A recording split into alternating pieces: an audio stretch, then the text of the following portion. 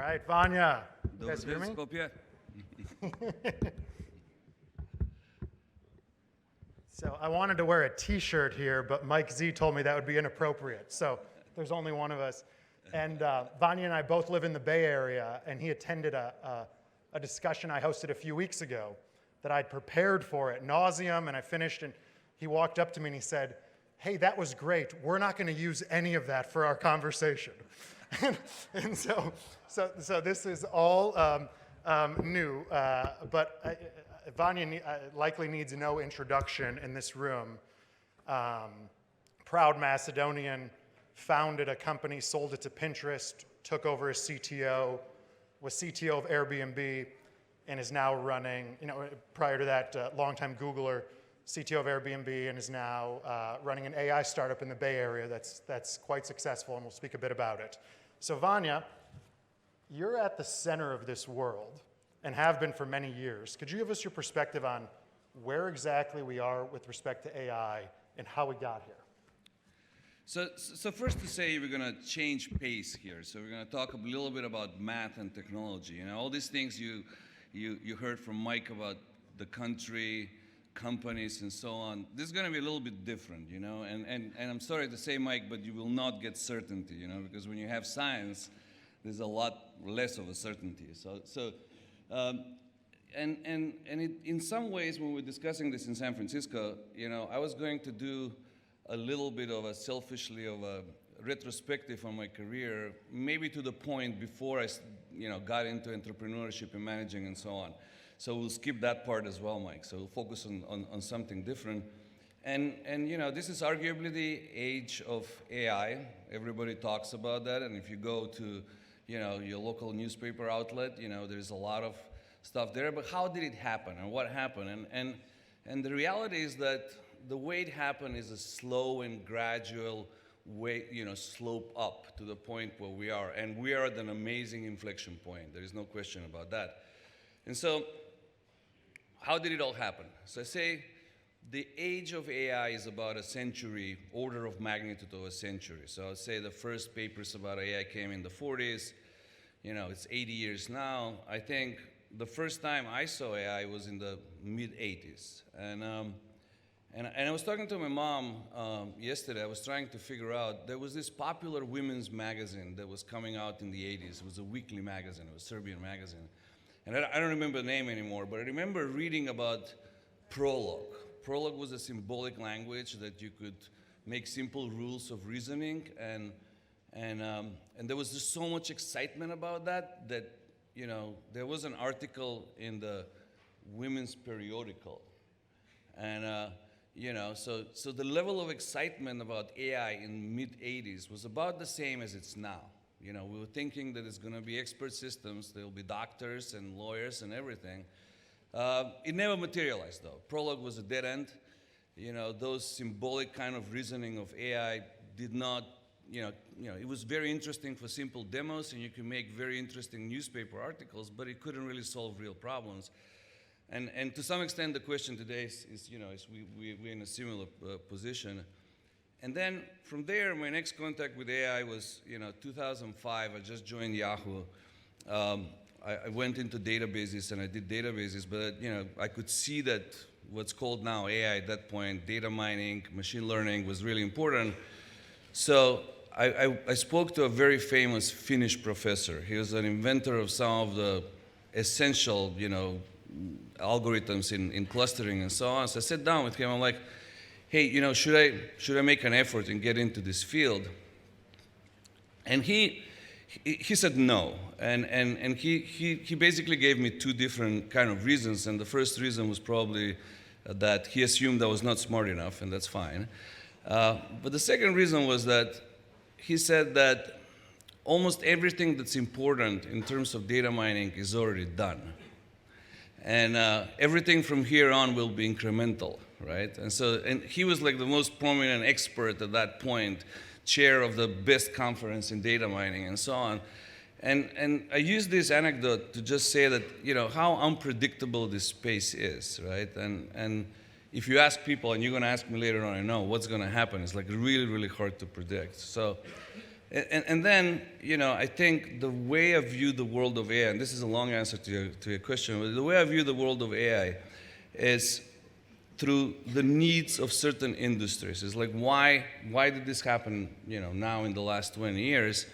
Is because the web came out. And when the web came out, it was mostly funded with advertising model. And so, 2006, I did go into the AI side, and we were, striving to put ads on pages, right? So you have a web page and you want to put the ad on it, right? So now, what happens then is that you need to make money with it as well. You need to run a business, as Mike told us, and every time you put the ad, it costs you some computational cost, and you never click on those ads, so you earn very little money. So you need to make it cost efficient, right? So then what comes in play is the first theorem we're going to discuss tonight. Okay, it's called Johnson-Lindemann-Strauss.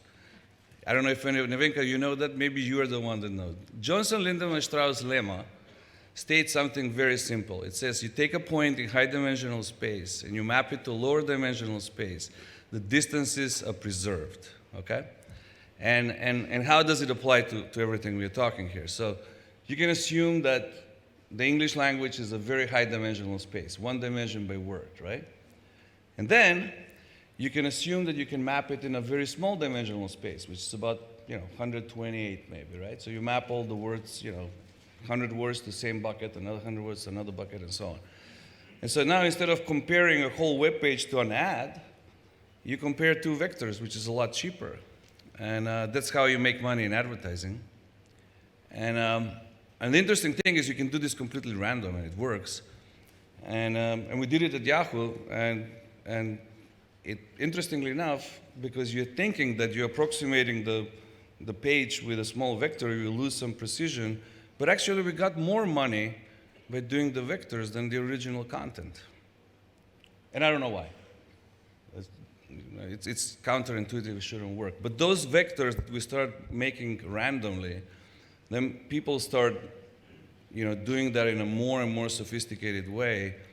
For a while, AI was very mathematical, and we invented some distributions, and everything was a sample of those distributions. Then it became a little bit more in linear algebra and so on. But the core of the models you see today are those type of vectors, which are called embeddings, that you map the content to it, and then you manipulate those vectors. And it has taken about 20 years progression for us to be able to map more and more information in these vectors. And today, these vectors, so I left Google in 2015 because we were building this type of vectors by using whole data centers and whole power plants to compute those models. But I was convinced that this was kind of the limit of the technology, and there is not much more you can map into these vectors. I left Google, in 2 years, the team where I was, they produced the transformer architecture, which showed that I was so wrong. So I couldn't predict it, they couldn't predict it. But it's a story of these small vectors that we're building, and we map information to them. It's actually at some level very, very simple. Well, Vanya, I'm happy you didn't listen to your friend in 2005. Maria shared in the last panel that it can't just be all finance, and you have to blend art with business. And so God help me was my thought. And the question for you is, from the perspective of winners and losers in this space, what does it mean? Yeah, I mean, this is, Mike is the nicest guy, by the way, but he's a banker, so don't so I think when you go around the valley and you speak to VCs and bankers, that's the only question they ask you is like, who's going to make money in the next 5 years, right? So I think this is what's at the bottom of this question. So I think where are we now with this technology is, I would say, it's a similar stage as in 1849 in California. It's a gold rush, okay? And what happens in the gold rush is like you have a lot of people coming in and digging for gold, but only few people will find gold, right? And the only people that predictably make money are the shovel sellers, right? Those that sell shovels. And so who are the shovel sellers in this case? Well, I think in this case the shovels are the infrastructure, right? NVIDIA is definitely a winner because they're a shovel. OpenAI is a winner because, again, they provide this, tool that you can, dig for gold. I would say, LangChain and other infrastructure companies probably too. It's unclear, though, yet if anybody's finding gold because, you've heard about ChatGPT probably a year ago or something, but I haven't seen any, significant change in the industry. Thanks, Vanya. Can you spend a little bit of time addressing the risks of AI? We don't really know what we're getting into here, right? There's some people that talk about sentience and the fact that AI has emotions or feelings, and would love your perspective as someone that's in this community. I remember when I was little, my grandma was really worried that radiation from the TV will impact me, so she would kind of limit the amount of time I spend in front of TV, Or then the cell phone showed up, and it's like, oh, is it something with the cell phone in my ear? I'm so excited about AI. I feel like this is what we're having at hand is something extraordinary. And it's like if you haven't really tried, using these products and how it works, is like I would, strongly encourage you to do. I'm very optimistic. I think that, with every technology there's some disruption. I think, economic disruption. I think that we need to see how fast and how widespread it's going to be. And we need to deal with those type of things. I am not worried that this is, that the genie is going to get out of the bottle and start, doing something spectacularly wrong around the world. So I feel like I signed up that letter that came out, 2 months ago that is asking for regulators not to get involved. I feel like politicians are not well equipped to deal with these things, or they know very little about this, and that the chances of misinformed decisions is just tremendous. So I'm not worried about the risk per se. I think the economic impact needs to be managed. Yeah. What do you think? I think we share the belief that government is not effective and efficient.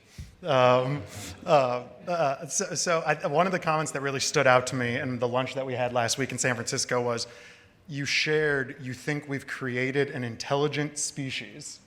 So would you mind expounding on that and speaking a bit about neural networks and what those are? And maybe it's a two-part question. I would say things a little bit different than that. Philosophically asking where this is all going is that I think there is a glimpse of intelligence there for sure.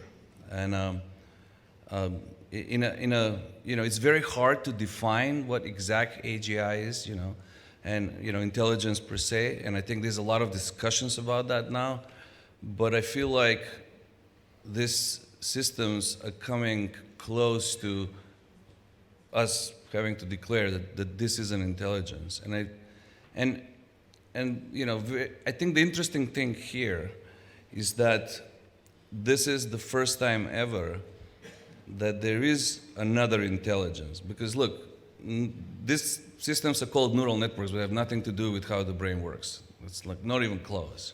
So this is completely different methods, completely different architectures that have created something that's intelligent. I think, my assumption, my conclusion is that, and I think other people as well, is going to just get better. And so the key question for us, as a philosophical and spiritual as well, is that we were the only known intelligence to ourselves until now. And now there's a different intelligence that's very different from us. And it's bootstrapped from ours, fine, but I think it's going to be, we're going to get to the point where we can, do it all the way from basic building blocks. And so our status as very special, and, it changes, It's almost like, like Fermi's paradox, right? It's like, why haven't we found another intelligence out there? We just found it. And I think the corollary of this is as well is that there's probably many different ways to create an intelligence. It's like these particular models that we are using now, transformers, diffusions, and so on, They have a very specific kind of an architecture. There are probably hundreds, if not thousands, of other network architectures that will result in intelligent agents. And as such, I think it's humbling to understand that maybe intelligence is not that special. Maybe it's less special than we thought. That's my conclusion here. So, Vanja, from a business perspective and a leadership perspective, I've found in personal experience and anecdote that many are intimidated by this. Business leaders are thinking through what they need to do to succeed and adapt and change. And I would love if you would also just share a bit about what you're leading and what you're building at Kumo.ai. Yeah, I think, in terms of business, it's a question of resources. I mean, you have a certain pot of money and you have to allocate it the way that's going to make the best sense for the company, and specifically in short term. So I feel like as a business leader, you have to invest in AI, right? And you probably cannot, tell the good, the bad, and the ugly of what's happening there. There is also, more forward-looking and more pragmatic ways of looking at AI. And I feel like as a business leader, you should probably focus on the more pragmatic tooling and ways, because that's going to add imminent value. You should focus on something where you can get value this year, not 5 years from now. And in that way, this is exactly why we built Kumo, to focus on providing predictions like recommendation, personalization, and so on now, and not 5 years from now, by using large language models, which are trained on humongous amount of data over the internet with companies' private data. So it's usually data stored in data warehouses and so on. And so we combine the power of both to get predictions right now, targeting companies that are looking for something, to deliver something right now. But I feel like as a business leader, focus on now and see what can deliver value for you this year. And if not, I would say just keep an eye. So who are your customers at Kumo? Just so I have an understanding, who do you sell to and what is the actual product? The actual product is a platform. Our tag name is Query the Future. So querying is something that we do today in data warehouses, and you usually collect all your data. For example, if you're an e-commerce website for all your clients, and then you want to, you can ask questions. You can say, hey, how much each of my customers spend in the last 3 months? Imagine you can ask questions like that, but all about the future. How much will each of my clients spend in the next 3 months? And so bringing the prediction, the power of prediction, to that level of simplicity, that you can ask a simple question, and then you kind of get the results without you having to be a data scientist. And I really want to demonstrate the product to you and actually try it with you, because if you can do it, then it works. Then anyone can. And then anyone can. Yeah. I was in the airport with John yesterday, and I made a comment like, my God, the world is going to be so different in 5 years because of AI. And he said, well, what do you mean? In what way? And I kind of stumbled through, I don't know, well, maybe there'll be robots that cook meals for us or drive us, or healthcare will be revolutionized. So the question to you is, in the next 3 or 5 years, how do you predict AI will affect people's day-to-day lives? Yeah, that's the money question again. It's like, what's going to happen, and where should I invest? I feel that certain industries going to be affected quite a bit, and I think one of the industries that's surely going to be affected is engineering. And writing code just became 10x easier than it used to be, only a couple of years ago. And I feel like for Macedonia specifically, embracing those tools, making sure that our significant outsourcing industry that's here kind of adapts and adjusts quickly. I think that would be really important. I think probably legal, and things like that will be affected. But it's going to be more of a gradual kind of a change. Transportation, likely, self-driving cars, they are reality in San Francisco where we live, right? So the taxis are, are there already. So I feel like in that aspect, that's where things are gonna creep in. I mean, I was just at an event in San Francisco, and I think the predictions were everywhere between 20 to 70% of the jobs in the next 5 years affected, significantly affected. So, but it's a widespread though. 20 and 70 is a very, very kind of different number, right? So that would be my kind of short-term predictions. I think it gets a little bit more interesting of what it means for us as culturally and socially, because we were talking about those vectors and embeddings, right? And how much information you can pack into those numbers. And it's a little bit counterintuitive, because if you have a vector of 1,000 numbers and you add another number, you're not just doubling, it's like, but that's, you exponentially grow the amount of information you can store. And so now it's clear, for example, that you can store a whole book of 300 pages in only a few thousand digits. And you can reconstruct it from there completely. And so I think that's amazing, because that's such a compact representation. And so now imagine you have a little bit longer vector, you can probably store your whole life in there, right? You can store everything you do, and you can replay it back. And even more interestingly, you can probably play it forward. Like, everybody wants to have a friend like Mike. He's a real nice guy, right? So now, not all of us are fortunate of being able to be a friend of Mike, right? But imagine I give you Mike's vector, and now you have Mike as a friend, right?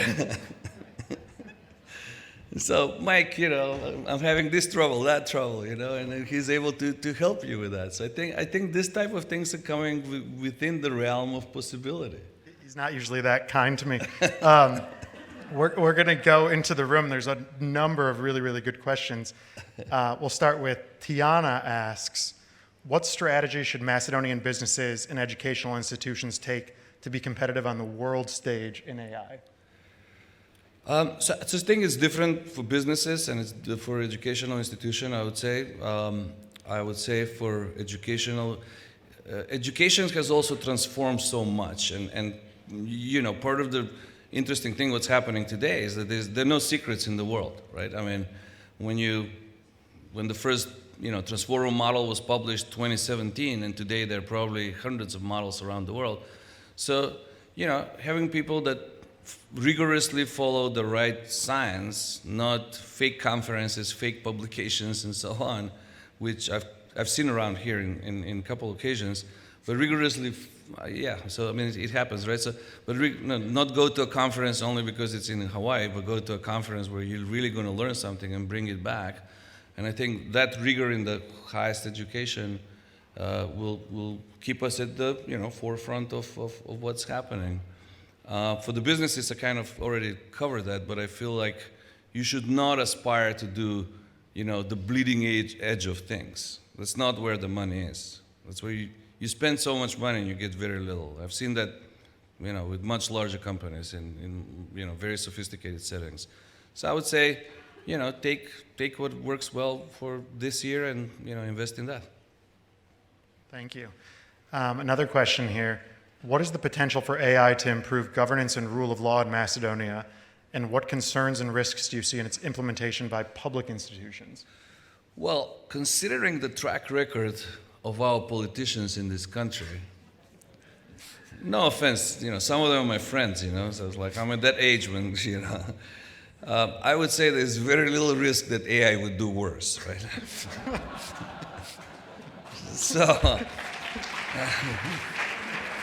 So I know, probably, for the electoral body it's not acceptable that they would relinquish decisions to machines, but I think they would do pretty well in most of the cases, So I would say, go Macedonia, do as much as you can.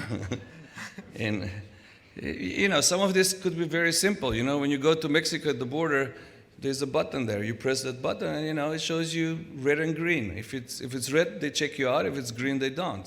So it's like automate this type of decisions, and just tells you where simple technology can get corruption out, right? Start simple. You don't have to put AI. You can make some decisions more transparent, more automatic, and I think it will work. It will work better in some ways.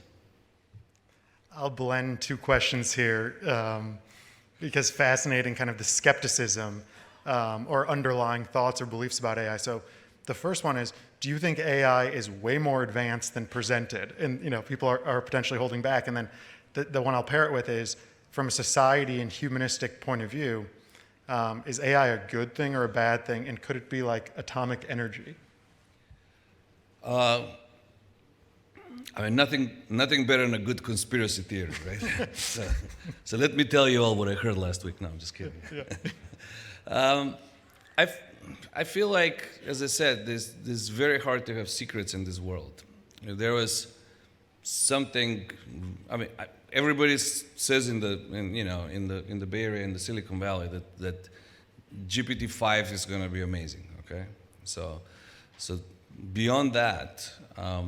I haven't heard anything else. So, and on the second part, I think AI, as everything else we create as humans, and everything else that we are surrounded with, is. It's part of the nature, and nature is not good and bad in some ways. It just is.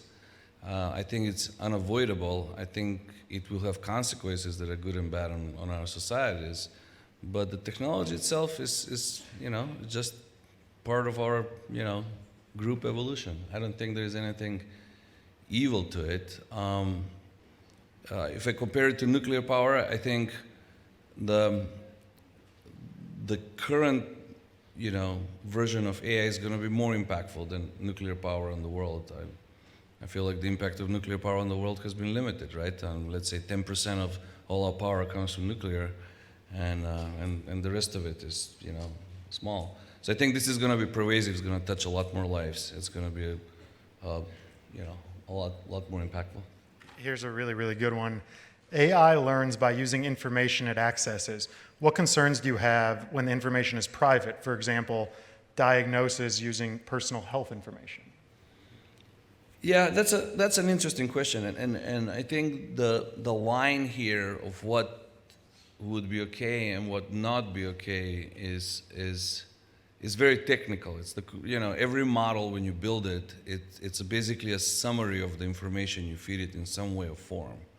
It's some encoding of that information, and so the question now here is that I think would at some point providing private information for modeling be harmful for the individual? And I would assume here that it will be harmful if you can learn something about me that I don't want you to learn, right? And so the question of how much can you decode from the models, and these models have billions of parameters currently, it's a hard mathematical question. You can definitely decode part of the information you feed into the model, but there's no clear way in technology these days to define exactly how much you can take out of it. So I feel like, if you have something you don't want the world to know, just don't put it out there. Okay, last question, and I'll kind of put my own twist on it. The question is, do you think Macedonian companies are ready to implement different forms of AI, and what can they do to prepare? And then the follow-on to that would be, how can you be a leader that adapts or leads or leans into this change, as opposed to kind of having to deal with the world changing under you? Those companies that I know here that are specifically in the IT sector and so on, I think they're perfectly capable. They have the talent to adapt the technologies, and for example, in terms of coding and so on, the co-pilots, and so that should be fairly simple. I mean, you should ask Vasco probably about this, how much they're already doing. But again, that comes to the putting my CEO hat comes to the point of how do you invest your resources, and And is this going to be a place where you'll get a competitive differentiator? And that goes for Macedonian companies. Like, how do you fit in the market? You know, I think you need to make a judgment call here. Is like, you need to decide if it's going to help you now or not. And I would say maybe also not panic, right? It's like, you don't want to, you know, at once start putting too much resources into it, because it's not sure how how it's going to work out in the next couple of years. Yeah, well, Vanja, thank you. It's been a pleasure. Thank you for being here, and thank you for your continued involvement and interest in Macedonia 2025. Thank you.